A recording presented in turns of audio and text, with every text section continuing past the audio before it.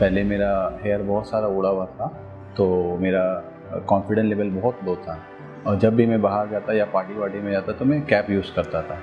But अभी hair root से मैं करा के हेयर का अच्छा ग्रोथ हुआ है, तो मेरा कॉन्फिडेंस लेवल बहुत हाई हो गया है।